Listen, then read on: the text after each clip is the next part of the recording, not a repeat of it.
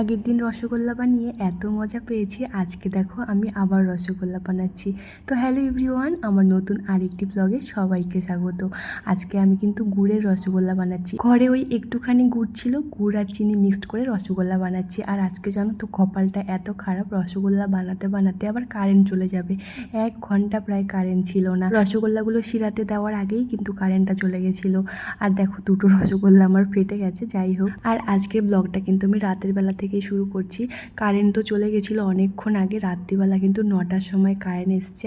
আর এখন দেখো আমি বড়া ভাজছি। দেবরাত সকালেই বলে রেখেছিল ও নাকি আজকে বিউলির ডালের বড়া খাবে আর সাথে আলুর দম দিয়ে ভাত খাবে।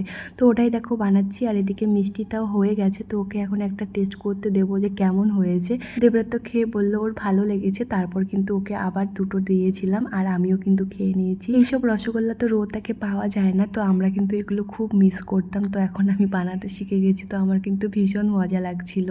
আর এদিকে দেখো দেবরাতের জন্য আমি আলুর দমটাও বানাচ্ছি। আর এই আলুর দমটা কিন্তু দই বড়ার যে আলুর দমটা হয় সেটার মতো করে বানাচ্ছি, মানে নর্মাল আলুর দমের মতো নয়।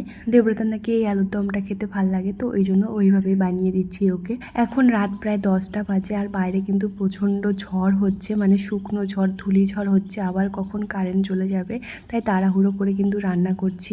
আজকের মিনি ব্লগটা তোমরা এইটুকুই দেখো, আবার আসবো নেক্সট ব্লগ নিয়ে। তোমরা ভালো থেকো, সুস্থ থেকো, টাটা।